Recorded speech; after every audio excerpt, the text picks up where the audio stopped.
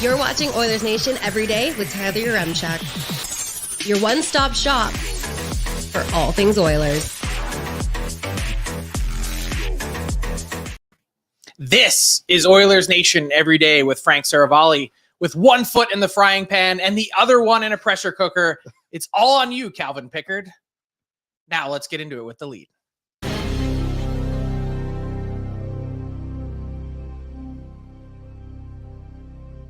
Live from the Sports Closet studio with a Sherwood Ford Giant Game Day edition of the show. It's a big one, Lehman. It's a big one. Giddy up. This is a big day for all involved. Oh, yep. Oh, hey, lots going on here 12:01. right 12:01, maybe in Newfoundland. No, it would be right here. 2:30. It's right here. It's on the thing. Welcome into the show, everybody. The chat's I heard there was a celebrity lead.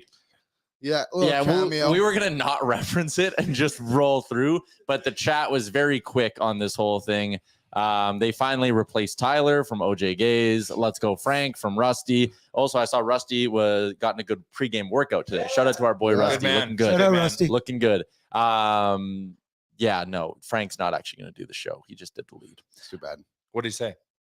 A lot. Actually. With one foot in the frying pan and 1 foot in the deep pressure fryer cooker. or the pressure cooker. Calvin Pickard starts for the Oilers. No pressure. I like this one from Dacky. Whoa, Tyler, did you change your hair? I have one gray hair. You have a gray hair. I have a gray hair. It's right at the back there somewhere. Amber always sees it. You haven't pulled it out yet. And she sees it and goes, death is one step closer, Tyler. God damn it. Well, every second we're one step. Oilers making my gray hair come. Maybe I'll have a few more after Are you tonight. stressed? Am I stressed? Liam, you're not. No, I'm not. What have you seen to be very calm and cool and collective? I've seen this team come from behind when they're down 3-2 and beat the LA Kings in a game 7. I've seen them get blown out by the Calgary Flames in a game 1 and come back and win. Like, it is what it is. I mean, it's not a comfortable position to be in by any means, but hey, we beat them at their place once and they beat us here. Like, now it says for it to take it back. This series is going 7. It's so annoying. It's going 6. They're going to win 3 in a row. They better. I hope so. Calvin Pickard getting the ball tonight for the Edmonton Oilers. He will be their starter. That is our lead. It's the big news from the skate today. We debated this yesterday on the show. We debated it yesterday on Real Life. Jay, you were on Real Life saying this was the move. You got to go pick daddy. Yeah, no, I think obviously Stu's in a fragile state. So just to throw him back in it, like obviously you want to give him a chance to rebound, but I feel like they've done that a few times. I think we got to get Pickard in the net because it's not necessarily a function of can Pickard be better than Skinner, but I just feel like this is going to be like a catalyst for the squad in front of them to play a little bit different. Yeah. And Skinner hasn't been the best, and it's not like he's been facing lots of shots. So maybe Pickard can make that one save that Skinner is struggling to make at this moment. But I think as we're trying to put together the plan to win this series, I think this is a necessary step. And I hope this is just some time that Stu just needs to kind of collect and just calm down and just kind of find himself again, because he doesn't do the post-game press conference, right? Like that's a very powerful signal. So he's not in a good space right now. So let him kind of get sorted instead of throwing him back into the fire. Yeah, and I do see in the chat a lot of people saying, like this one here from Trey, who says enough is enough. How many chances will Skinner get? I still look at him as a goalie who these numbers on the playoffs are ugly. The numbers in the series are ugly. If he was anything better than terrible, they're up 3-0 right now and on the cusp of moving on to the Western Conference Finals. Like, I understand the frustration, but I also saw a guy who for 3 months of the regular season was a top 5 goalie in the NHL, top 3 goalie in the NHL for that long stretch. Like, I still see the upside there. And at some point, though, it doesn't matter. So I think now it doesn't matter. Yeah, you're right. And I do think with Skinner, it's obviously very Jekyll and Hyde or whatever, where so far in these playoffs, he's either been terrible or he's been excellent. But more terrible than excellent. And more terrible than excellent. With Calvin Pickard, there isn't the same ceiling that you could potentially get with Skinner. And the bet the Oilers are clearly making is that there isn't going to be the same floor. and that the ceiling's not as high, but the floor is a little higher. And that gap there is all they need, because as NHL Sid put out on Twitter the other day, if the Oilers got 870 goaltending, they're up 3-0 in this series. I think the Oilers are just making the bank that they're going to keep playing well in front of their goalie. And this guy, our pal Cal, is more likely to be 870 or better. He's not going to be 920, but the Oilers are saying we don't need 920. But you don't know that. He's not going to be, I don't think he's going to come in and deliver a 950, 960 performance tonight. I bet you he does. What do you want to bet? We'll get into that a little bit later, but not that I'm in the mood to lose another wager to Jay.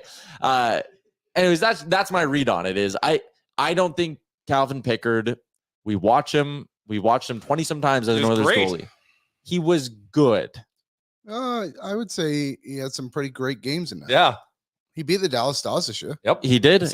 In Dallas. Some of the goals he gives up though are not confident. We can say the same thing about Skinner. And you can even say in the regular season. I know. You can say the same thing about Skinner in the playoffs and all that. So, yeah, to me, this is a less reward, but a safer play in the moment. I get what you're saying. Yeah, I just think it's like, to take it to the other side, like they do need to play a little bit better. Like Skinner, don't get me wrong, was not good last game, but 2 of those goals were directly from turnovers in your own zone. So, but in the same breath, they only let 16. How many shots? Yeah, totally. Like they limited that. You eliminate those 2 mistakes, or make one less mistake. Yeah, then you score on the power play in the third period. You're going to overtime. Like who knows, right? Ifs and buts, right? But like that's one thing I would say too is like they can't. Warren Fogle can't pass the puck to Quinn Hughes in front of any goalie. Yeah. And you can't leave Brock Besser wide open in the slot too. So it goes both ways. But like overall, goaltending has just been the problem in this series for the Oilers. And going to Calvin Pickard, like you said, like tonight's not an elimination game. No, like if it goes good or bad, like I think they'll go back to Skinner either way, to be honest, in game 5. So like you said, it is a bit of a safe play. Yeah, I think they'll go with what Carolina did with Anderson. Kochetkov and Anderson. Hey, so that was actually going to be my next question for you guys. Is there a scenario you can see where the Oilers win tonight and it's Stuart Skinner getting game 5? Or do you think if they win, it's right back to Pickard game 5? I guess it depends on the game. Yeah, like if it's 3-0. If Pickard faces 35 shots and lets 1 in only, and we win 3-1, 4-1. That's true. Like that is a goalie did a very good job, and it's tough. Like you play the hot hand. Yep. If you win 5-4, there's a debate to be had. Yeah. If you win track meet, it's different. If you win 6-3, I think there's a debate to be had. To me, it's save percentage. Save percentage is going to tell us all. Like if he goes in and wins the game with us, for us tonight with 860, well then okay, that's a function of the team. Yeah, firing on all cylinders and being able to score. Mm-hmm. But if we win and his save percentage is north of like 910, 920, you have to really factor in that that you want Pickard to start this game because he was a factor. Yeah. All right. I want to get into some other numbers here and continue this conversation, but we're going to do it in game notes, and it's brought to you by Douglas Mattresses, handcrafted in Canada, ensuring the highest quality materials and fastest delivery to you. You can order today at douglas.ca/OilersNation and support a locally owned and operated Edmonton company. A lot of the conversation, at least I shouldn't say a lot of it, there has been a conversation that, hey, the Oilers play better in front of Calvin Pickard. That's at least there was that narrative out there. So I dug into the numbers, AB. You can flash them up for the people watching along on the Oilersnation YouTube.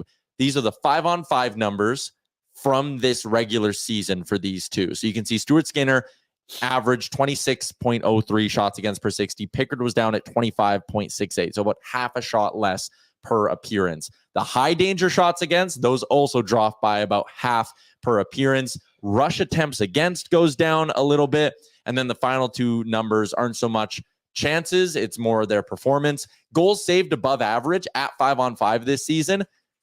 Skinner's in the negatives. Pickard's in the positives. How does Skinner's number compare to like the rest of the league? I just looked up these 2. Oh. How do I look Great job, by the way. Yeah. And then the expected goals against per 60. Pickard also had the better numbers than Stuart Skinner. Now, again, a big chunk of this, or not a big chunk, a slice of this is how bad Skinner was early in the season, right? Yeah. I'm sure if you did this from Jan 1 onwards, or even from when it was just the Pickard Skinner duo onwards, maybe some of those performance numbers at the bottom come closer together. And Bring Cassian home makes a great point. Pickard had some very sheltered starts. He got the Ducks. He got the Coyotes. He got those kind of shittier teams on the schedule. Not that Skinner didn't get any of those. He absolutely did. But that is something to keep in mind here, is that Pickard did have easier spots on the schedule at times. I think there were also a couple you could look at and go, hey, he got the second of a back-to-back here and there. There was the game against Pittsburgh where he stopped 40 shots, should have gotten a shutout if he didn't have to get pulled for, I think that was concussion spotter at the time. So again, they do bring down their numbers a little bit when it's Calvin Pickard in net and not Stuart Skinner, but it's not something that is a incredibly significant gap. It's not like they're, really tucking back, changing the way they play when it's Pickard. So, well, where are we at? And this is the most speculative question ever, but where are we at if Skinner started the series? If Pickard started the series? Sorry, if Pickard started the series, where do you think we'd be at? Would we be at 2-1? I think we'd be up 3-0. You think we'd be at 3-1? I don't know, because I don't think that would ever have been a scenario. Well, but that's because remember where we were at with silly Stu. to play. It was like unbelievable game 3, unbelievable game 4, very good down the stretch in game 5. The one goal was like a shitty bounce, so who cares? Or one of the goals was a shitty bounce, the other one was a breakaway. Really good in the first 2 periods of game 1. Yeah. Then it just all fell apart in game 3. Game 2 was a bit of both. Ultimately bad, and then game 3 was what it was. Yep.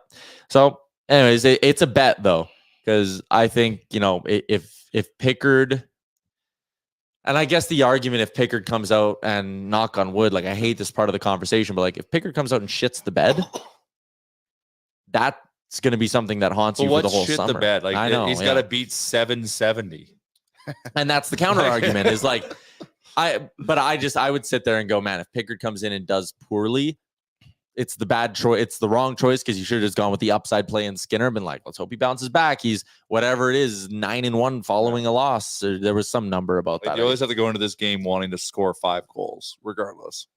Which is another thing. Calvin Pickard in the chat. I can beat 770. I'm sure you can, but again, they only needed 870 to win the first 3 games. There's no guarantee you only need 870 tonight, is kind of my point. And I even had this when I saw they put Pickard in for the 3rd period. That was a part of me that tightened up and was like, oh God, if they come back and even up this game, I'm so nervous about Calvin Pickard going into an overtime even. And I know it's you should be just as nervous about Stuart Skinner. And I guess that's a bias I have in the way I'm reading this, is that I'm generally a Stuart Skinner fan. I think he's going to be evident. I think he's going to be a very, very good goalie for a very long time in the NHL. His playoff struggles, is he going to be a playoff goalie? We don't know. Yeah, I guess we don't. Yeah. It's the numbers are the numbers, and I don't. If they would have started Skinner, I would have been like, okay, but I really think starting Pickard is the right move. Mm-hmm. I think it's interesting because there was still pressure in that LA series on Skinner. That game, what would it have been? Game 4, the 1-0 game, that I felt the pressure, and we were just sat there. Yeah, right? that was an amazing game. But I also want to give credit to the team in front of them. They played very well. They weren't letting them get to a rebound. Yeah. So it was and Skinner made those saves. He saw everything.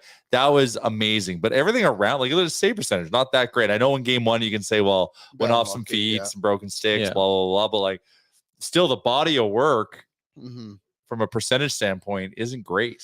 Yeah, I mean, to be fair though, LA's expected goals for in the 1-0 shutout win was 3.03. Their expected goals for in the other one was 1.49. So in those road games, he was expected to give up 4.5 goals and only gave up 1. So I just find it so interesting, a drastic drop off.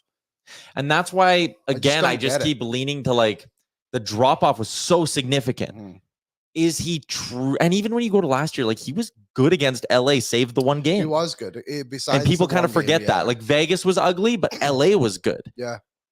Which is so is it a and I know we had a comment yesterday from Josh who said, is this just him being overworked again? Because it fell apart in the second round last year and it's falling apart in the second round this year. So maybe you do just have to give him the 1 game off and let him reset. The counter argument to that is this year it shouldn't have happened because you had a week off. You had 7 days to reset. And that's why I keep that's why I would have leaned back to Skinner again. And it's a moot point now, but are you okay with the decision for this today? Yes, because I can understand the justification, even if it's not what I would have done. Because it almost defies logic to me that he became this bad so quickly. And that's why I'm like, I know he's a good goalie. We watch him be a good goalie in the entire regular season. I don't think, mentally, I think he's a good goalie too. Because you watch him in the regular. Right now. Not right now. I know. Right now, I don't know. He's got to piece it back together. Yep. So that's why I can understand it, and it's justified to go with Pickard. That's why I'm not like upset with it, and I'm okay with it. Yeah. Anyway, Cal's time to shine. Mm-hmm. There's another interesting little revelation here with the Oilers lineup. New look top line for Kris Knoblauch and the Edmonton Oilers. They are going with McDavid, Nuge, and Hyman. When they went on that 16-game heater, two things kind of fueled them. A handful of things fueled them, but it was this line being the best line in hockey. It was Stuart Skinner playing excellent, and they were getting depth scoring from McLeod and Fogle as well. But this was the Oilers lineup at skate. And I was so confused for a second. It's incredibly confusing. And he means game 4. He corrected himself. He means game 4. What you need to do, that bottom line, Holloway, Carrot, Gagne, that's actually going to be Holloway, Draisaitl, Kane, and it'll be the second line. Wait. Or Holloway, Draisaitl, Holloway, as Gregor put. Shout out Gregor for this. That was so funny. I want Holloway to get more minutes. This would do it. Could you go back to the full lineup, Aaron? Yeah. Sir. So Draisaitl's line just goes against above McLeod and everyone else drops. Gotcha. Okay, so I can't believe Perry's still on the third line. I know. I don't want to dig into this yet. I want to focus on the top line. McDavid, Nuge, Hyman. I did some research on this, all right? Because I think this is the slam dunk correct decision to be made. When the Oilers run this trio together, when they're on the ice, it's been 465 minutes of it, 63% of the shots, outscore the opposition 34-20, 64% of the expected goals. AB, I think we have a board we can flash up to give people the visual here. So 93, 97, 18. 63% of the shots, outscoring the opposition 34-20. When they do that and Draisaitl's by himself, the results actually keep coming. Draisaitl has outscored the opposition in that span 30-22, 56% of the expected goals, 54% of the shots. Controls play, controls shot attempts, controls the scoreboard. When all four of them are off, the results actually aren't terrible either. 1,500 minutes, 52%, 48-49, 52%. I know there's like some crossover from games where they wouldn't have done this as well, but the point is, this setup with Draisaitl on his own line in the regular season actually worked. When you compare it to the bottom two rows, which are McDavid, Draisaitl, and Hyman, when that three is a trio, 57% of the shots, so actually worse than when they go 93, 97, 18, scores 27-11. Again, better. The scoring is better, there's no doubt. Expected goals for 62%, though, so actually a little bit lower than with the big three. And then when all three of them are off the ice and it's Nuge, you see the expected goals for of that group is basically the same as when all four are off. But again, you only have one line humming. It's the bottom 9 in this scenario that are just staying afloat. So, yeah. This gives you a top 6, and you need a top 6. And that's my point. We've been a bottom 9 for some reason because our depth has gone quiet. And any idea that Draisaitl can't do it on his own? Playoff dry, man. He can drive a line. So that was probably an adjustment that should have been made. Arguably, game 2.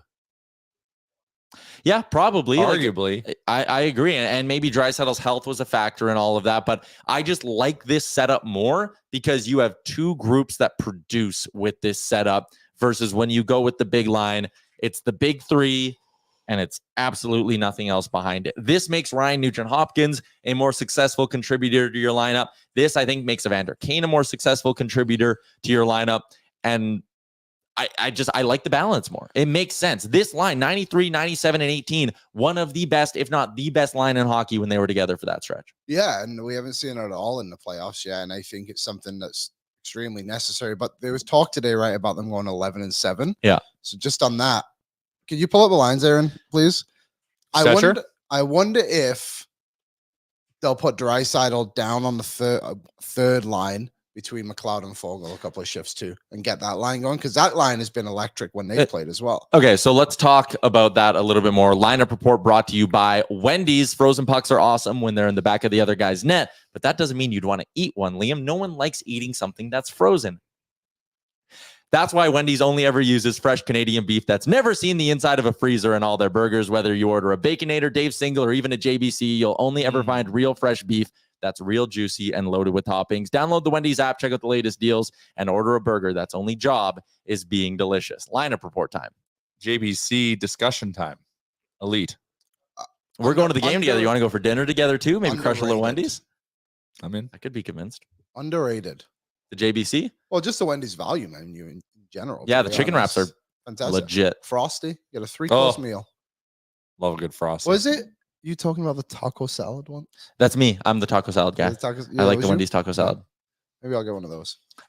Maynard Nugent Spivey, am I banned? No, you're not banned. I just haven't had time to get to comments yet because we're doing the lineup report brought to you by Wendy's. Okay.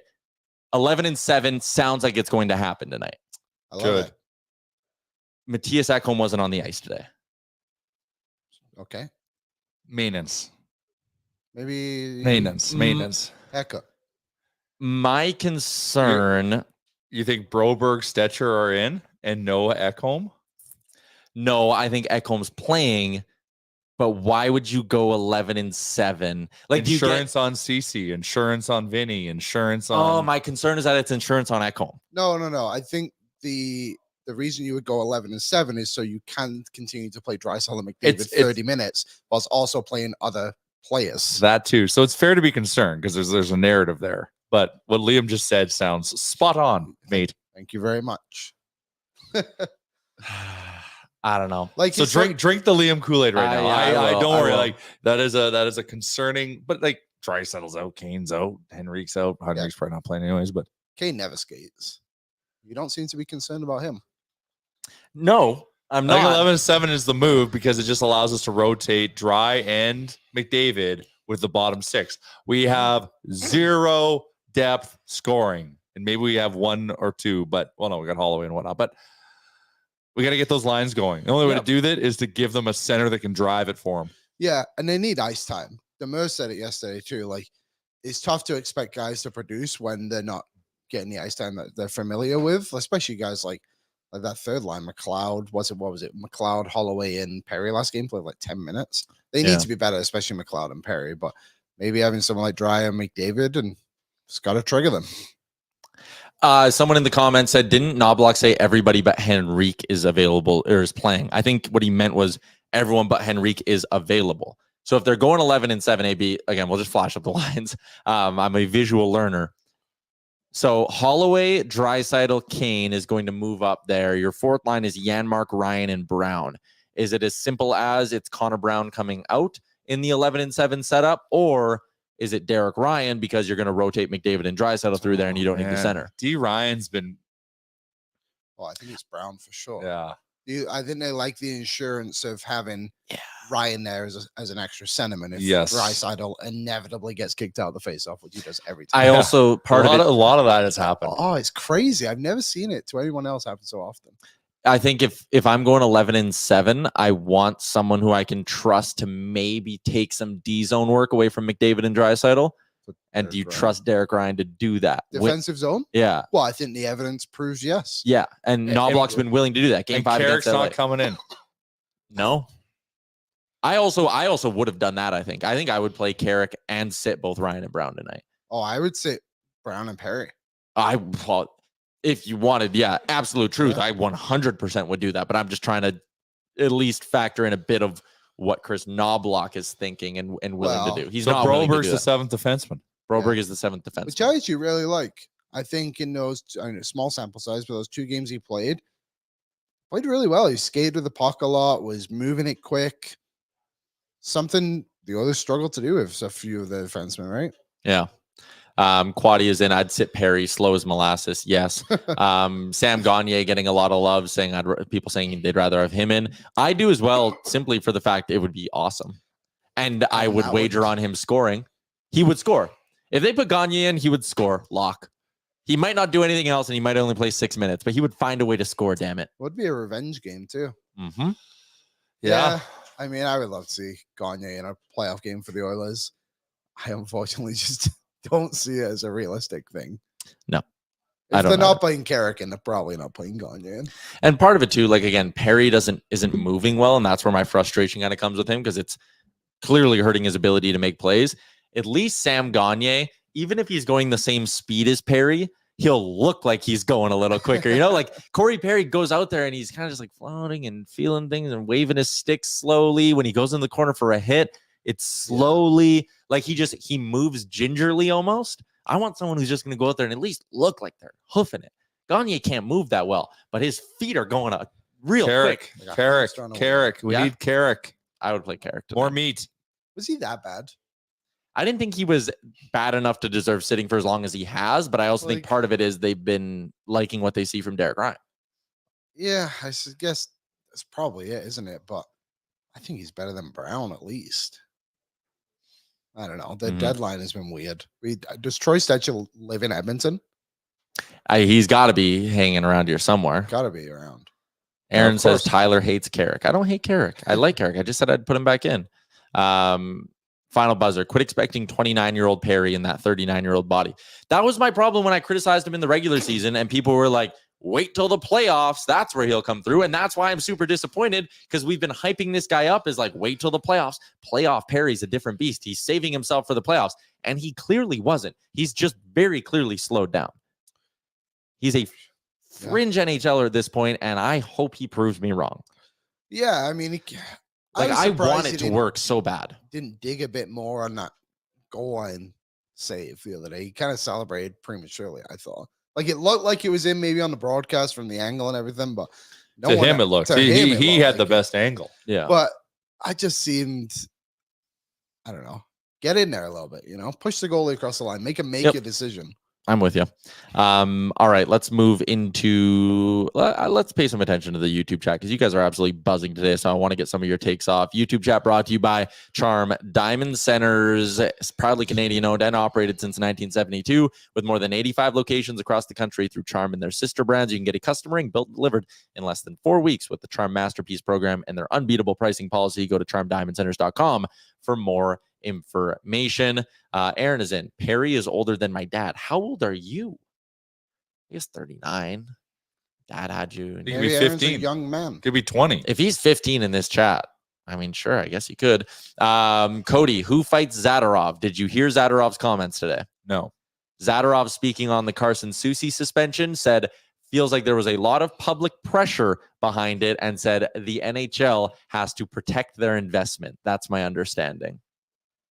Can I also we're going to be joined by our pal J Pat in a little bit here from the Canucks side of things. He's with Rink Wide, Cares and Price Canucks Army. He's down at the rink. He's been covering this series.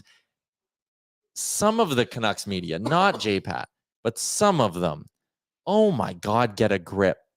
We have people calling for Zach Hyman to be suspended because they've zoomed in on a grainy video and been like, look, he technically cross-checks a guy in the top of the shoulders. Yeah. Pretty disgusting. You have people saying Connor McDavid should be suspended. Fine him. I mean, I don't know. It's like Demers said yesterday. He's like, put on some hockey pads and let me give you a slash, and then I'll give you a cross check in the throat and see which one's worse. Yeah. Like, they're not comparison. They're not comparable. And Thomas Drance, who works for the Athletic, and made a comment too. He's like, getting hit in the head and getting not hit in the head are not the same thing. Yeah. Like, I don't know. He's just grasping at straws. They're doing their job. Are they? Service, and that's what the Canucks fans want to hear. Fans want. And I guess we're doing the same from an Oilers perspective. I don't know. And then Zadorov saying what he did. It's like, dude, Soucy gets suspended if he cross-checks Nuge. Yeah, Soucy gets suspended if he cross-checks Ekholm. Do you disagree, Jay? Well, Zadorov is what got Soucy suspended. Yeah, well, that too. So, like, you like Carson Soucy didn't mean to cross-check him in the throat. He went to go cross-check McDavid, and Zadorov just put his throat on a tee. And I think one thing too, I know it was mentioned in the video and everything like that, but doesn't the NHL look at the direct incident, not everything that happened? So they're just looking at the cross-check, not what triggered the cross-check, right? Like with the Ridley Greig Morgan Riley thing. They didn't give a shit about what happened in the empty net. They are looking at the cross-check, nothing else. So it doesn't matter what McDavid did or what Soucy or Zadorov did. It matters that he got cross-checked in the face. I'm just disappointed that once that happened, because it looked so bad, no one jumped in. It was crazy. No one jumped in. I think it was hard to see in the moment. I don't think that matters. I don't. You see two guys towering over McDavid and him like in pain. You have to assume something happened and there needs to be a reaction. Totally agree. And you had 6 players on the ice. That's what concerns me. Like, that's stuff like that is can grow like a bunch of doubt and negativity amongst a group of teammates. And I just really hope and expect a very energetic response in the first 10 minutes of this hockey game tonight. Jay, If we don't see it, I'm concerned. I'd argue Bouchard was maybe the only one who did defend McDavid, eh? Bouchard's probably been the most active in the scrum. He's been feisty, like for sure. He's been getting in there and just, but did he though? I didn't see anything that was of note sticking up for your captain. He was on with Joshua a little bit. I think it was him and Hyman were like the only ones, but I agree, Jay. Like, it shouldn't matter if you see the incident or not. Your captain is between you. Just blindly Zadorov jump in. If Holloway was on the ice, he would have jumped one of them. Totally. And I would have. You just jump him. I'm not saying you got to fight him or stick him in the head or anything, but like you got to show some pushback there. Like they're eating our lunch in that department right now, and like that just weighs on me heavily. So this first 10 minutes, this first period to me is going to tell me if we're going to win this series or not. Another thing that's annoying about it too is now it's dragged over to this game. Yeah. And now they have to think about it still. Yeah. If they just dealt with it then, it kind of exactly. A couple of the comments I want to get to. Yeg, loyalty. Perry played better when he was with other players who could forecheck effectively, like Kane. Aligned with McLeod isn't working. I actually kind of agree with that. I'm not super confident. What do we called when it was Holloway, McLeod, and Fogle together? We called them the cardio line. Cardio line. Okay, now you have 2/3 of the cardio line and a guy who can't skate. I hope they score 2 tonight and I can start tomorrow's show and be like, I'm an idiot. We hope they score 2. Put him with some aggressive forecheckers. Sure, that's fine. I hope put they him get with a Carrick. shot. Well, yeah, like again, Ryan McLeod has no interest in going anywhere near the corners of the boards. He doesn't want to be touched. He doesn't want to touch anyone. Warren Fogle, when he plays away, Fogle is brutal right now. Fogel's brutal right now, but when Fogle plays with McLeod, he's for some reason less physical. Then he plays with like Draisaitl or Kane, and he's buzzing around. I don't get like there's some switch that's turned off. We're not regular season versus playoffs, but like Fogle, I feel like is a guy that can step up in the playoffs. Where is it? He got that one great look last game and just put his head down and fired it right in Shelov's chest. Yeah, after making a great move, and then just like he put his head down and just backhand passed it to Quinn Hughes. Because it was all instincts until he had to like look up or think to look up and actually put some thought into what he was doing, and it's just black screen. No, we need more. There's a few guys we need more from, but Fogel's been the most disappointing. Well, like you said numerous times now, he started this playoffs on the second line next to Draisaitl, and he worked his way down and got put on the second line out of necessity, not out of play. Like, it's not good. Not good. That's why he was high up on our Stinky Boys list. Yeah, I would talk. Do you have a top 5 Stinky Boys, Jay? For the Oil? Yeah. Who's been your stinkiest boys in this series? The stinkiest of the boys? Yeah. In this series? Yeah, in this series. Stu? Yeah. He was our number 1. Who was our 2? CC Nurse? Perry, I think. Yeah, I think we had Perry at 2 in our stink. CC was 4. Stinky boy. Fogle was 3. CC was 4. And McLeod was 5. McLeod was our 5, yeah. The Stinky Boys are... Everyone's going to smell Someone's got to stop stinking. Yeah, put some deodorant on, boys. Yeah. Let's get moving here. Buckle up. Have a shower. And as Frank Cervalli says, winning is the best deodorant. It is. Yeah, that would it masks any smell. Scotteroni, have we played well in this series? No. Let's go. That's the other thing, too. If we want to do, and we did this in the LA series when we letter graded the first 3 games. What are we at here? Game 1, C+. Game 2, B-. How do you give it a C? I don't know. I would give... Game 1's like a C- at best, maybe a D+. Like we played terrible and somehow got up to a 4-1 lead. Yeah. B- in game 2 probably, because at least they won. I think C, got a clutch goal. Yeah, they kept together. That I know it was you're talking from a team perspective, but when 5 guys play half the game and absolutely dominate, it's a pretty good performance. So I will say I'll give them a B+ for that. Which in game 2. They came from behind, big third period. The power play was connecting pretty well. Yeah, I can agree with you. So, and then I would say for the other day, I would also give them probably a C. I think they were better in game 3 than game 1. Yeah, that's fair. It's not been great. No, they haven't played. They've played well in spots, but not. We just want B+. We just need B+ to win this series. Percy with some positivity. I'm feeling a big comeback tonight. Let's do it. And Bud Brown is in. Vinny has to throw some hands and get more physical. I will be fascinated to see what they do with the blue line tonight because, I mean, again, if we can flash up what they did at skate today, Aaron, 11-7. If you're thinking Broberg is the 7, does that not mean he's a placeholder for Ekholm? And does that mean their pairings are going to be Kulak, Bouchard, Nurse, Desharnais, Ekholm, Ceci? Is this some sort of a smoke screen to the Vancouver Canucks? Like, we're mixing up our pairings. How do you want to line the game? I honestly, I low-key refuse to believe that they will play Kulak, Bouchard, and then play Ekholm and Ceci together. Nurse, Desharnais, I'll get behind that because anything's better than Nurse, Ceci. And maybe it sparks Vinny a little bit. Almost scored last game. But Kulak, Bouchard, Ekholm, Ceci, to take your best 2 defensemen and split them up, I think that's... It exposes Bouchard. It's nuts. It could. It will. Could. He's been great, Jay.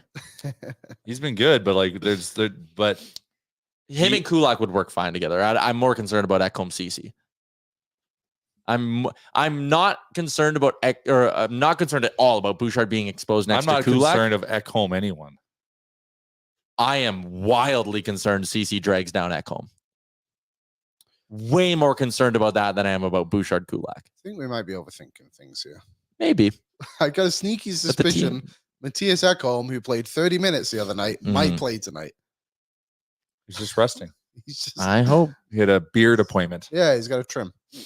All right, let's get out to the Star Mechanical guest line here and get the visitor perspective on this game tonight. Star Mechanical, Edmonton's #1 plumbing and heating company. You can check out more online at starmechanical.ca. Residential, commercial, whatever you need, they can provide it. Jeff Patterson from Rinkwide Canucks Army Sears and Price joins us. J-Pat, first off, how you enjoying Edmonton? Loving it. Now that the smoke is cleared up, can actually see the city, so that's been good. It's been a good couple of days here. Some good meals, good company, and I can't get enough of the sparring between the fan bases, the media members. Like, it's playoff time. It's second round. Like, this is, I love it. I just listening to you guys talking about drilling down on defensive pairings and all that kind of. I love the minutia of playoff hockey and the between game adjustments, and the fact that like. We're going to see 2 goaltenders that barely played in the regular season are stepping into the spotlight here. Game 4, all Canadian matchup. So some intrigue on the goaltending front. I know Kris Knoblauch was talking about tweaking and tinkering with his lineup. Rick Tocchet wouldn't fully reveal what he had up his sleeve, but he said he may have an adjustment to make. Noah Juleson is going to draw in for the suspended Carson Soucy, but I can't. I can't get enough of the between game adjustment stuff. Like, I would be on with you all day, every day, just talking about the little tweaks and, the way the teams think they can get the competitive advantage. So let's find out what happens when the puck drops tonight. You pointed out just the lack of regular season starts for both Pickard and Seelovs, and they're going to meet in the Stanley Cup playoffs tonight. They have met in the playoffs before, though. The 2 of them both started games last year between Bakersfield and Abbotsford in the playoffs. So maybe there's a rivalry between these 2. One guy you talk about, the fire that is, the fan base is going head to head, the media, all this stuff. One guy who is loving throwing fuel on it is Nikita Zadorov. Has he been this way his entire Canucks tenure? Has he always been this outspoken, or is he just loving playing the heel role in a big playoff series?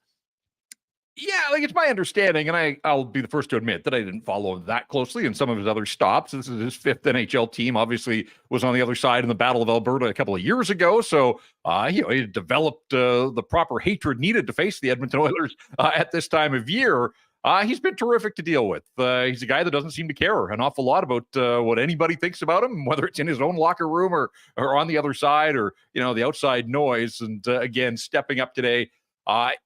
We requested to speak to him yesterday after the $5,000 fine, and he's generally been a guy that's been available and accommodating. He was in the locker room after practice yesterday, but I don't know if he wanted to sort of process the news of the day, just collect his thoughts. But he wasn't available yesterday, but he was available today, and sure enough, delivers yet another Just massive quote there about the league protecting its investment.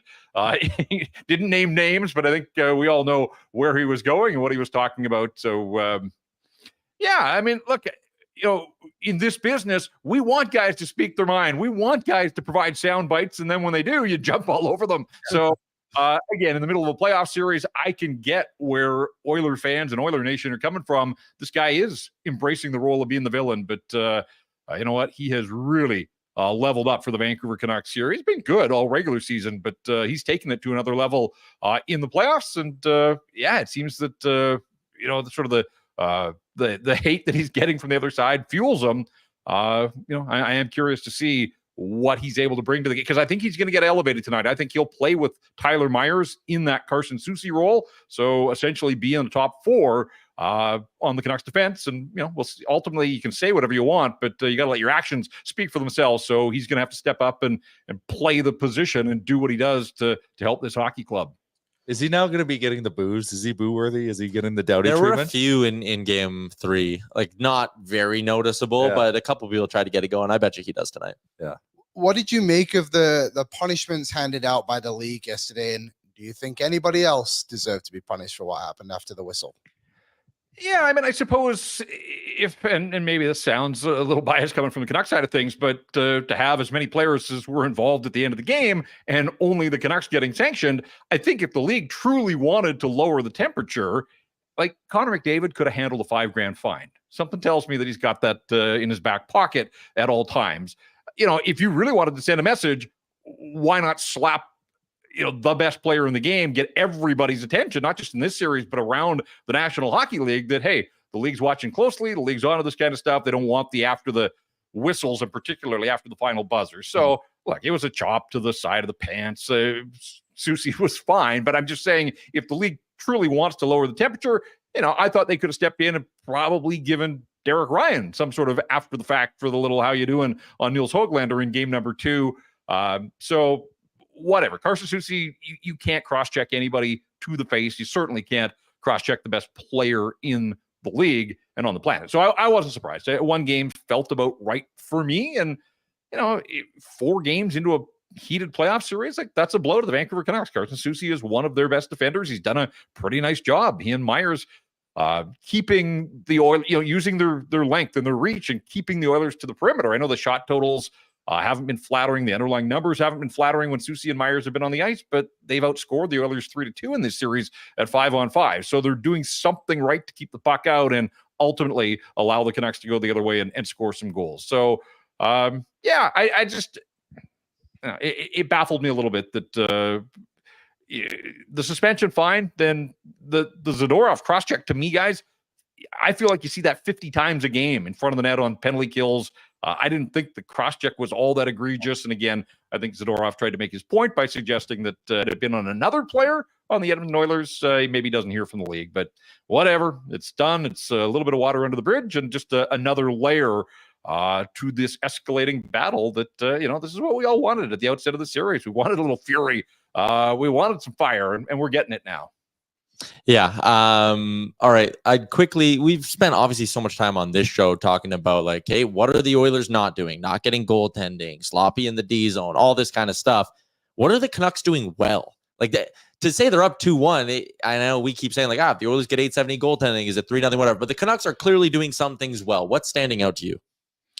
Yeah, they're adhering to Rick Tocchet's structure, and it's not necessarily pretty to watch. And again, getting outshot 22-3 doesn't feel like a blueprint for success, but they've done this a lot where they get the lead and then they're able to sort of pack the middle of the ice. The underlying numbers showed that even though they got outshot badly, 5-on-5, they didn't give up a lot in the way of high dangers. And, if you watched the game the other night, and I know you guys did, but even as I went back through my notes from the third period, like, there weren't that many glorious scoring chances for the Edmonton Oilers. So the Canucks defend well. They keep teams to the perimeter. They're happy that, I don't know if happy is the right word, but they're content with letting the other team possess the puck, but they want to make sure that it stays to the outside. And so they've been opportunistic at the other end of the ice. For me, guys, when I look at the series and the way that it's unfolding, obviously coming in, the Oilers' power play was right up there, if not at the top of the list for me, of things that I thought could swing this series. we're 3 games in.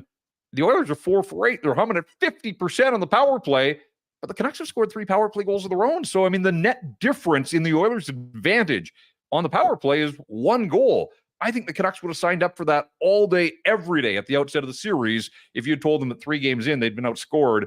And the fact that the Canucks have had more power plays for all the bitching and complaining on both sides, again, something I didn't expect. And the way the series has played out to this point, the fact that the Canucks have had 9 power plays and the Oilers have had only 8, I think that's been a victory in and of itself for the Vancouver Canucks. But every night's a new night, and we'll see what happens and the way the game unfolds here. Canucks know that just what a mindset to know that you cannot go to the box. You're essentially spotting the Oilers a goal. And we've seen that, 4 for 8 on the power play here. So the Canucks are playing with fire anytime they head to the penalty box. But I think for me, discipline then has been one of the things that, look at the 8 power plays the Oilers have had. One was the too many men on the ice penalty 40 seconds into game 1, and Pia Suter got called for a puck over the glass. So, within the flow of the game, the Canucks have limited it to 6 power plays. I'd say that in and of itself is, a success for a team facing the Edmonton Oilers. Yeah. Can't score on the power play if you don't give them power plays. And I think the Canucks have, for the most part, done a good job in that regard. And obviously officiating is always going to be a topic this time of year. And I don't think that's going anywhere. J-Pat, thanks for hopping on, man. Enjoy the game tonight. Thanks for doing this. Yeah, it was great to catch up with you guys yesterday in the office, and fun to be on with you today. So, can't wait. Game 4, bring it on. Let's see what happens tonight. Let's see, indeed. J-Pat. There you go. J-Pat from Canucks Army, rink-wide van, Sequeira's in Price. Really appreciate the other side perspective of this unbiased tonight. Unbiased. Again, he's tells it like it is. Chat's going to murder me here. The NHL probably could have given Connor McDavid a $5,000 fine and just deleted that whole thing. I don't even think Zadorov doesn't deserve a fine. I would have just fined everybody and been like, look, just to give the impression of look, we are doing something about every sort of angle here. I don't know if I would have. I see the perspective. I see the perspective. I get it. Yeah.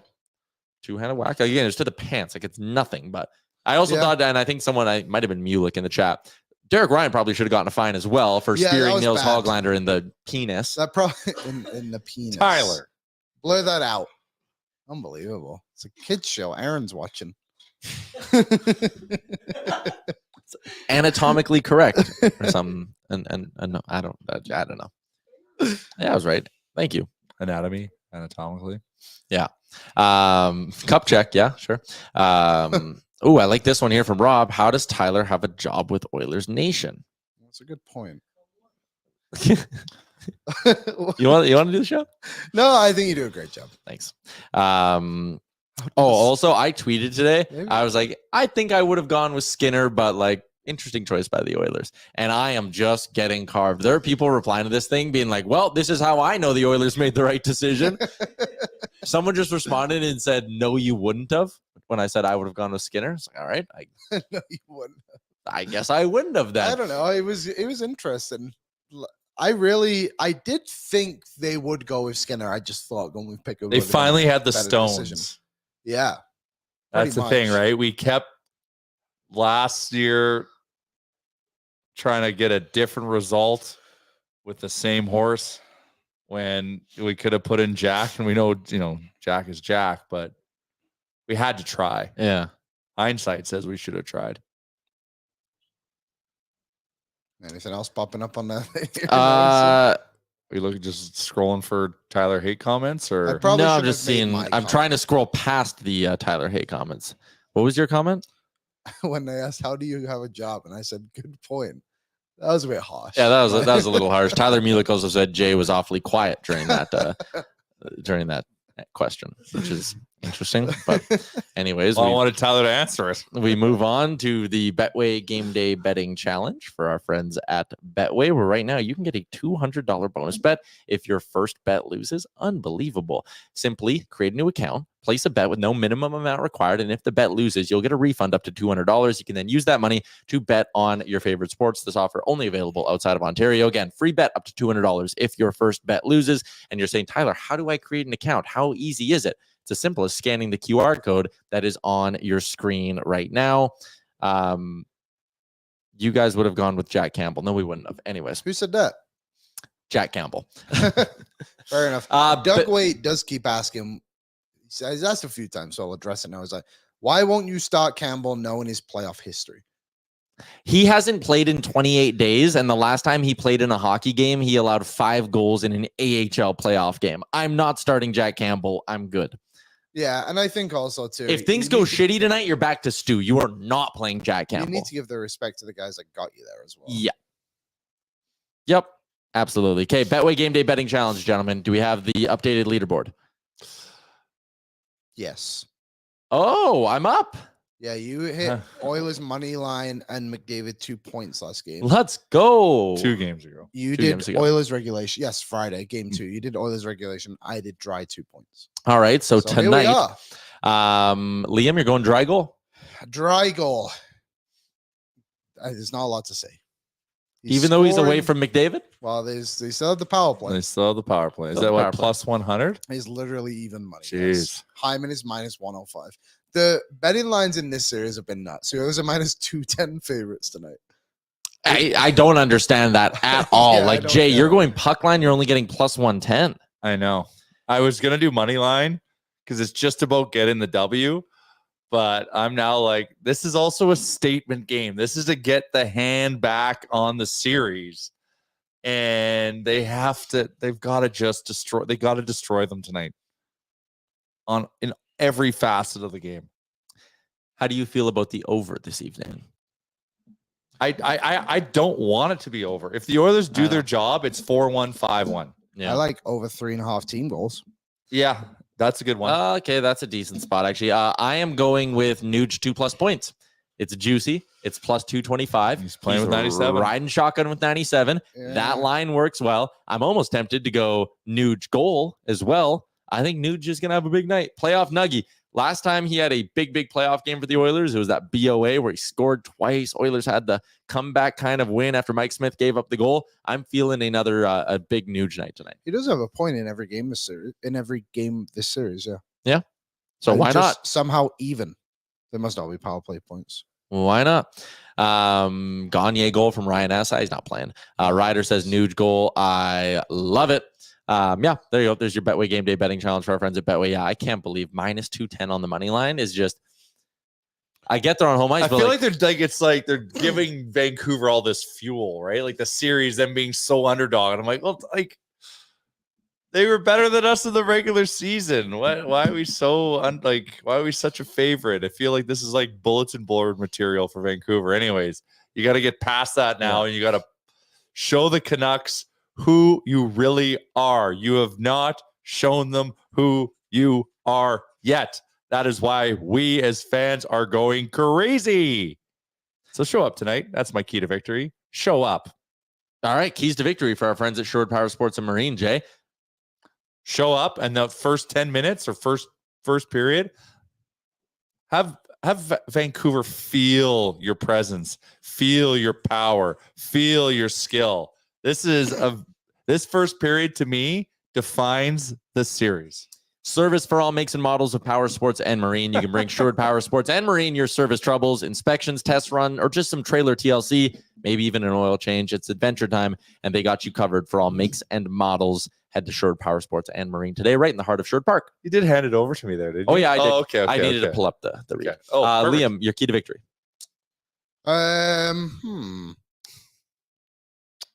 Let's say balanced attack in the sense of like it can't just be, and obviously it's not gonna be tonight because they're separated, but like you need to have more than one line rolling tonight. So let's get moving on Sea Loves. What do we count there? 10 legit scoring opportunities last game. Scored on 3 of them. So let's get 10 tonight. All 4 is fine. More than them. Carry on. End. Key to victory, score more goals. Key to victory, finished. Like, honestly, finish your chances. That is legit my key to victory. They hit the post 5 times. Perry had 1 cleared off the line. Derek Ryan was unfortunate. His stick got held. They had chances last game. I think they were a bit unfortunate. So I will say that. 4th line goal tonight. 4th line goal tonight. Yeah, I was going to. David's on there rotating through with Yaremchuk and Ryan. Yeah, likely assisted by 97 or 20. I have no doubt that the McDavid line will do something good tonight. I have very little doubt that the Draisaitl line will do something good tonight. If that made sense, I have very little doubt. Yeah, I mean, like you're I'm pretty convinced they're confident. gonna- I'm pretty confident. I need to see those bottom six guys start to hum a little bit and produce. I think that's going to be it. Like, again, And that's where we need Knobs to play with that bottom six. If you got guys going in that, then you jumble up that bottom six and get the guys going playing together. Because like you saw last game, and I know I'm interrupting you, but like Yaremchuk was trying. Holloway, like, let's let him eat. Let's give him a chance. Anyways, continue. I just think it's that third line that needs to show up. That And fourth line had a solid game. the and I other think day. you're right. But maybe your fourth line should be your third line. Maybe then. they should be. That's yeah. what I'm saying. Like, yeah. make an adjustment. Mhm. If they're going, give them more time. Yeah, I agree. Yeah, and people are, bottom six bench warmers. The bottom six has to play. I honestly kind of want to kill that narrative right now because the guys who didn't play were Janmark and Derek Ryan, right? Those guys Didn't play last game. did not play a ton last game. You look at the 5v5 numbers, the three lowest players in terms of time on ice. Janmark, 521 at 5-on-5. Derek Ryan, 548. Connor Brown, 703. With Brown on the ice, the shots were 4-2 Oilers. With Ryan on the ice, the shots were 4-1 Oilers. With Janmark on the ice, the shots were 3-2. Shot attempts, 7-4 with Janmark, 9-2 with Ryan, 9-5 with Brown. They didn't play a lot, but like They were to your good. point, they were fine. Yeah. My biggest problem, and I know the shot metrics were good with these guys, Fogle, Perry, and McLeod, again, 6-3, 6-2, 9-2 in that order for shots, but they played 804, 913, and 954 at 5v5. And on top of that, two of those three guys see PK minutes as well. So, and there weren't a lot of penalties to kill You've last got to game. be able to use your bottom six more. Like They have to play more, but again, like McLeod played 1106 at all strengths. Corey Perry, 945 is not a ton, but I don't know. Yeah. I like that point. You're right. Maybe Make they your do have to fourth line play a play. little bit more, but I'm But if you got if Janmark and Ryan and Brown are performing as a line, give them more minutes Mhm. because that just lets the big dogs rest, and they're clearly not a liability. Like you got to be able to roll your lines. Yeah. And Demers said it yesterday, right? You get to a certain point in the game, it's okay. We got to ride these guys. We got to win this game. But the guys got to play as well. The other guys got to play. Otherwise, what are you going to expect them to do? Well, Yeah. in the rallies, we're putting ourselves behind the eight ball, so it forces the coach to rely on the one line, at least how it was set up last game. Which I just don't like that either. Because I do think this, we've spoken so many times that this forward group is the deepest forward group the others have had in a while. supposed to be. And Henrique being out is not good by any means, but it shouldn't be this damning on your lineup. I just think it's Yeah. wild. They got to trust these guys a little bit more. Right? I do. I agree with it to an extent. I also think like we could talk ourselves in circles on this because it is a little chicken and egg.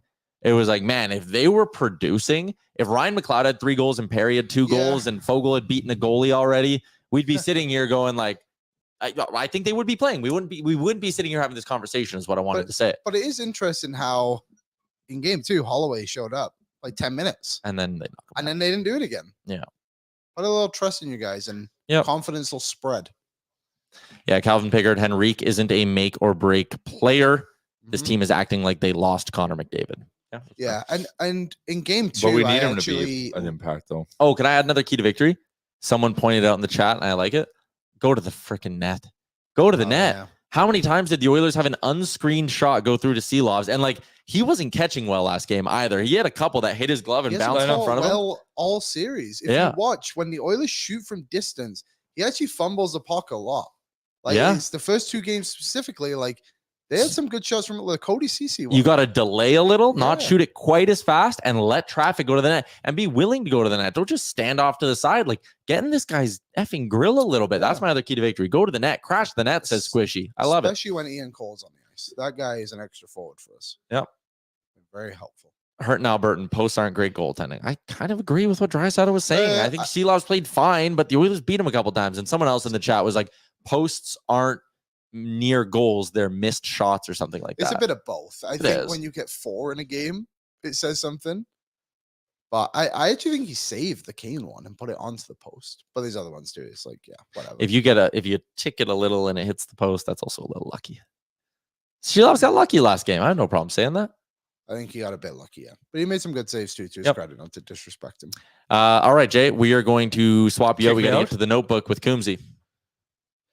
Leave a like for Jay. Good luck to all of us. May the Oilers show everyone exactly who they are against the Vancouver Canucks. Why did you just gasp? We have 99 likes exactly when I refresh my page. That has to be a good thing. Did you see my tweet and my Insta story? Cal is our pal. Cal's our pal. That's how the morning started. But I got a phone call from McDavid, Florida. Whoa. That's a sign. And also likely spam. Highly spam, or could be the McDavids from Florida calling me to say, Jay, it's okay. We talked to cousin Connor. It's going to be okay. Fine. So it's going to be okay, folks. We just got to win this game. Total population of McDavid, Florida, 1,435. All related to Connor. All related to Connor. All right. Thank you, Jay. Let's get to the notebook. It is brought to you by Boston Pizza. But it's been 30 years since a Canadian team has won hockey's ultimate prize, and for some teams, a lot longer. What would it take for Canadian hockey fans to set aside their differences and work together to end this drought? Is it their team or nothing, or could they get behind a rival in the right circumstances? I went to BP's last night, took advantage of Appy Hour. Oh, Had myself a nice cold beer, and then I had myself a plate of the Appy-sized wings, and they have a new flavor, honey hot, delicious. I'm not an all meat guy though. Get the fried wings, bone in. You don't like chicken nuggets? Well, I do like chicken nuggets, but if I'm going for wings, I'm going for wings. I like Honey Hot as a nickname. Can you call me that now? Oh, you would just want for you? Yes. You do have kind of the honey-colored beard going, and yeah, it'd work. I think We it'd agree. work. You will call me Honey Hot. Honey hot. Welcome is all in, good. Honey Hot. Thirsty Tuesdays with Honey Hot. BPs. All right, where do we start? Calvin Pickard, QMZ. Right call, wrong call? Where are you at on this one? Oh, what can you really say? I mean, the Oilers didn't make a trade for a goalie at the trade deadline, and here we are. These are the two options they have.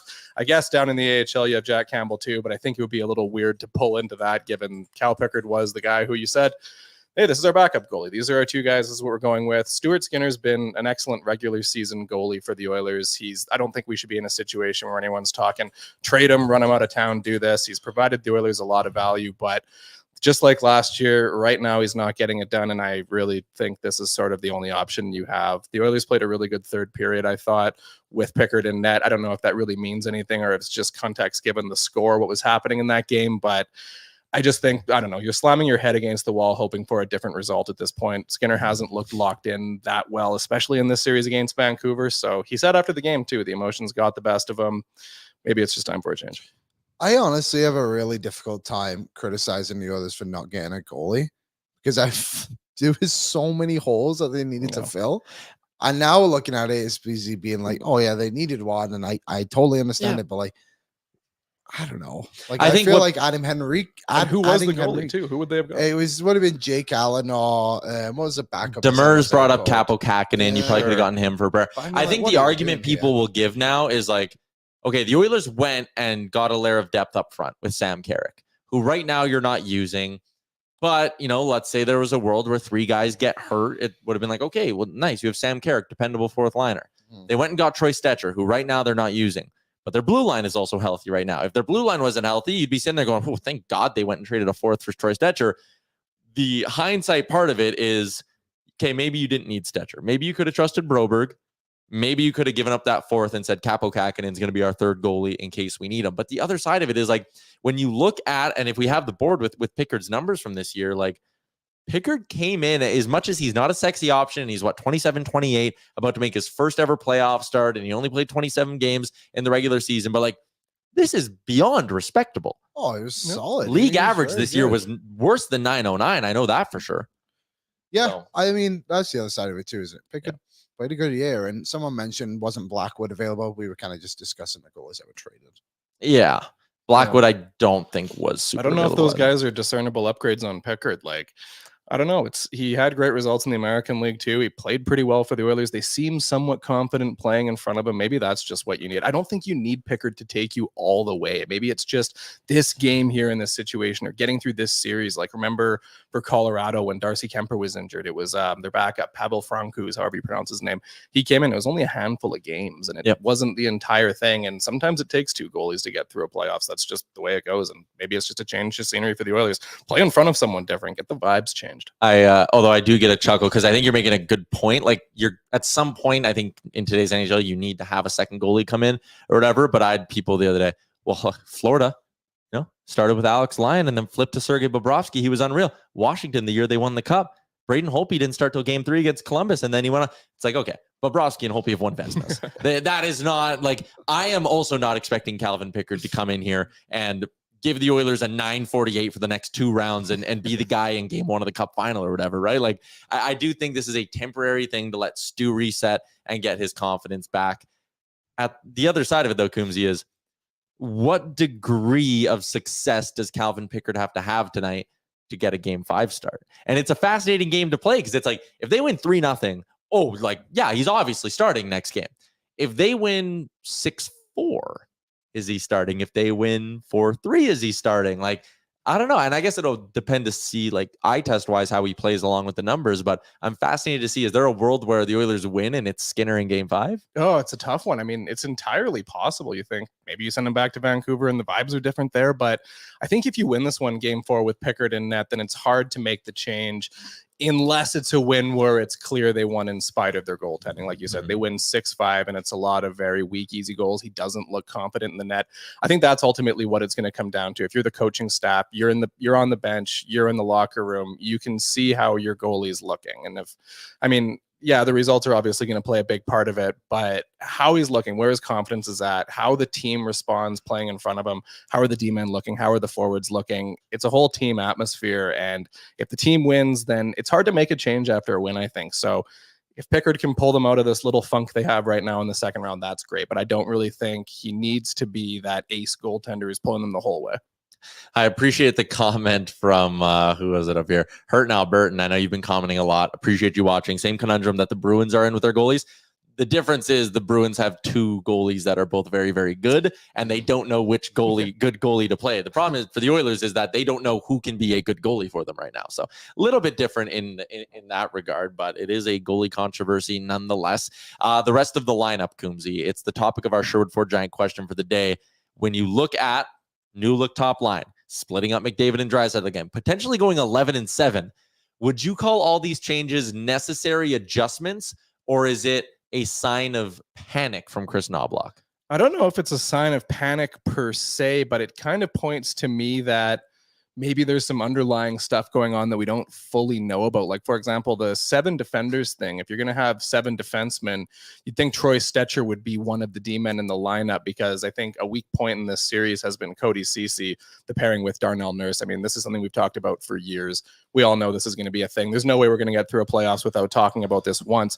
But the fact that they're bringing in the left-handed shooting Broberg, a younger option with less playoff experience, suggests to me that one of the left-handed D is dealing with something. I wonder if Matthias Ekholm is dealing with an injury. Darnell Nurse, I don't think he's looked as good as he has in the past. He doesn't look as good in this series as he did in the LA series, I think. So I don't know if it's a panic per se, or if this is Kris Knoblauch just rolling with what he has. I think he has to just sort of make some changes, because that game, game 3 in Edmonton, it was a weird one, just a really bizarre game. So the energy was off. You were in the building. Yeah, it was a completely different energy than we had felt at all during the playoffs in the LA series. What they had brought into Vancouver when they were on the road, it was completely different and very strange. And I think after a situation like that, yeah, changes are definitely necessary. And there's probably stuff going on, like players are banged up, and we're not going to hear about everything, but I think it's reasonable to assume that that's what's going on. Or is Broberg just better than Stetcher? Possible. I mean, I'm just thinking back to those 2 games, and maybe it's because Broberg was like the new toy in town and everything like that for those against Arizona and Colorado. But Broberg made more of an impression than Stetcher has in however many games he's played, right? Like, and you look back at when Broberg has been called up, plays with Kulak. So maybe they're just not afraid to be like, well, he's better. He's going to give us a better opportunity to win this game. And I would agree. I think Broberg's ceiling is significantly higher than what Troy Stetcher could bring to you. So Troy Stetcher to me is just quickly becoming Derek Brassard, isn't he? Like he really is. Yeah, Just a guy they acquired for some depth who they're never going to play. Yeah. one of Ken, like a Dmitry Kulikov, another one of those Ken Holland acquisitions that falls into the ether, sort of.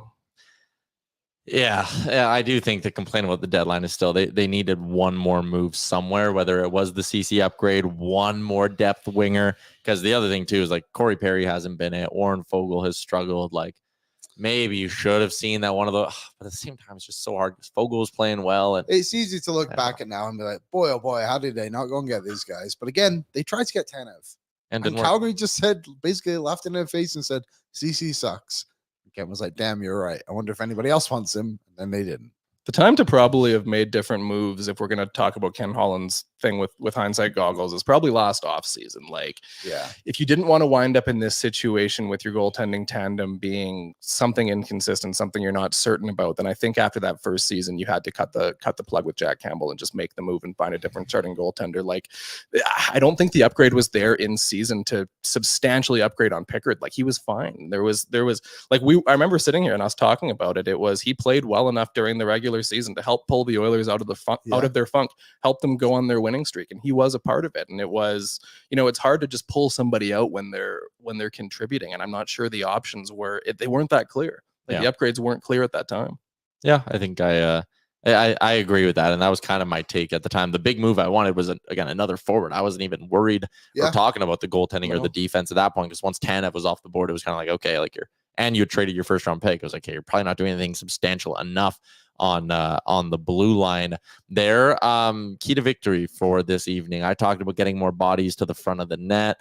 I talked about needing something from that third line of Fogle, McLeod, and Perry. Is there anything you're looking at that you didn't see in game 3 that you think absolutely has to be better than that in game 4? Yeah, it's got to be a good, complete first period. Like, if there was one time that I thought the Oilers played pretty well, it was the first few minutes of that game. I remember they scored their first goal, and in my head, it felt like they were up 2-0, just given the way they were playing. And that didn't last very long. Vancouver sort of dragged that away from them. So the Oilers need to come out in this one.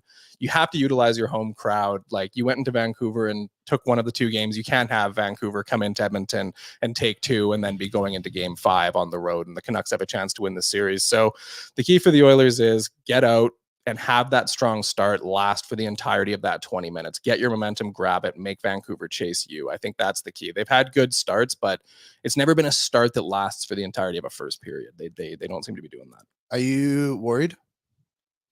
No, I'm not going to say that out loud that I am. I'm gonna. Ty and Jay already did right off the start of the show. Yeah. I said I'm cool as a cucumber. Yeah, I'll be worried. I'll be like, again, I'm not, maybe worried's wrong. There's nervous energy because like if you don't win this one, it gets a little difficult. Yeah, it's a stressful and anxious energy, but like, I wouldn't say that I feel this thing's lost. Being down 2-1 in the series, like, I don't know. I don't think it's the end of the world, but the situation's not ideal. I think that it's about your expectations, right? A lot of people thought that the Oilers would come into this series and roll Vancouver over. I don't think we gave the Canucks enough credit. They've had a fantastic season. They have a real team of destiny vibe to them. They seem like a really tight group. A lot of players having great seasons. Like, they're not an easy opponent that's going to roll over. I think we should have expected from the beginning this for sure was going 6 or 7 games. Yeah. I had Oilers in 5. Obviously, that's not happening now. Yeah. It's the swing game tonight. Game 4 always is, right? It's going to be the big momentum turn in the middle of the series. Either you win it and it's 2-2 and you're feeling great going back into Vancouver, and Vancouver all of a sudden is on their heels, because then the next game kind of becomes a real must win for Vancouver. It also is one of those weird scenarios. And hey, if the Oilers can get hot, it's obviously the perfect time to do it, because it could be one of those scenarios where not having home ice works out. If you can get that game 6 with the series lead on home ice, you have the chance to just really put the foot down on the Canucks. But obviously tonight has to go well before you can even start to dream about something like that. Do you make anything of these new D pairings? And AB, again, we've been using the Daniel Nugent-Bowman tweet 100 times.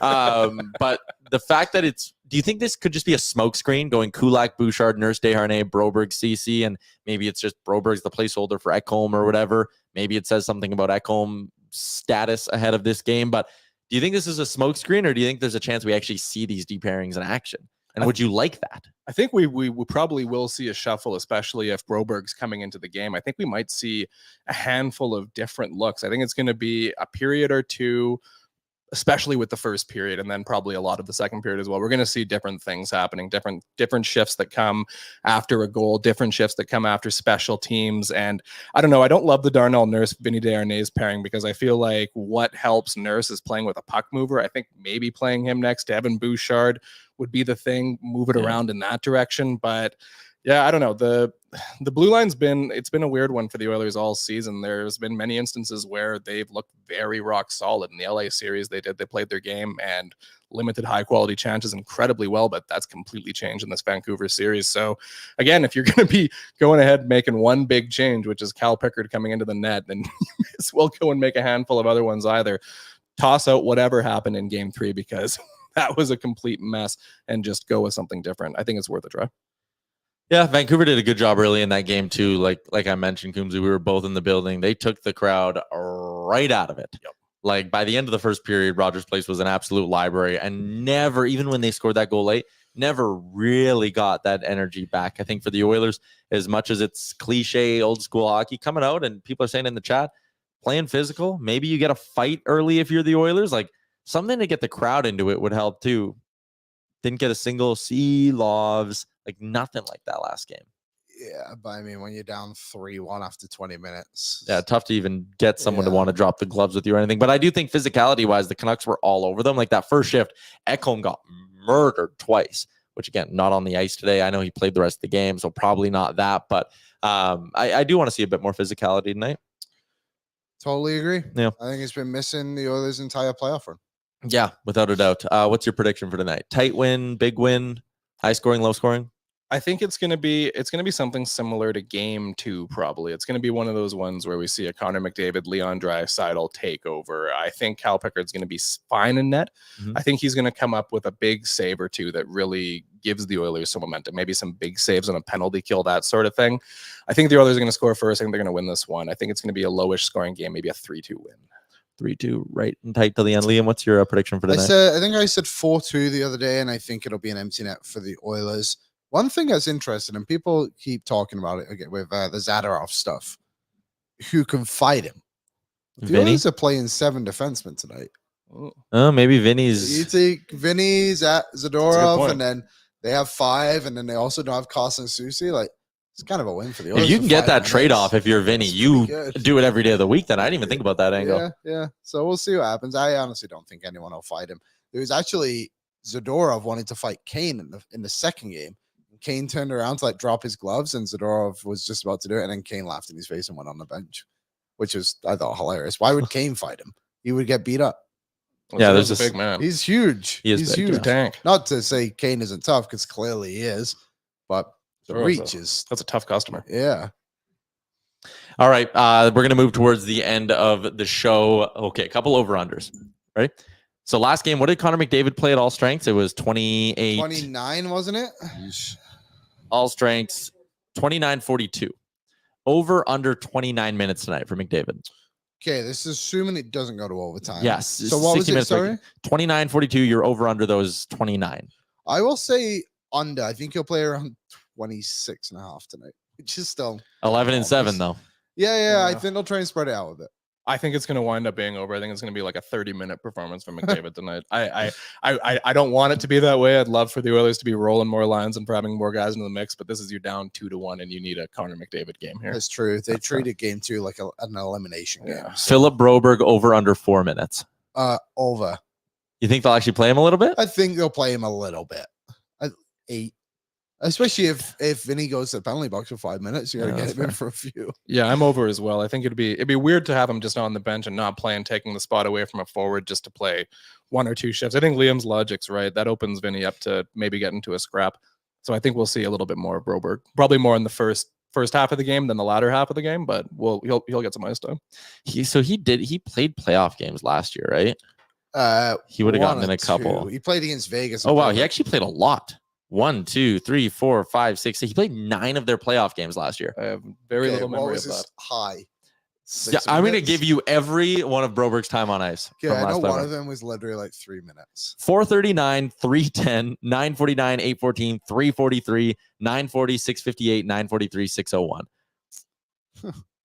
There you go. Yeah, That's a like couple- one full game. There you go. Yep, that about adds up to what Evan Bouchard did in Yeah. last game alone. So there's that. All right, we're gonna move towards the end of the show. Coombsy, appreciate you hopping on again with the Notebook, brought to you by Boston Pizza. Best wishes. Oh, Dalton Varsho, Yes. Gold Glove, and the Bats waking up. MVP. If the Jays make the playoffs, let's have the conversation. Are the Jays winning games now? They beat Baltimore last They night. did. Extra Oh. innings. Are the Baltimore, they still good? They're great, unfortunately.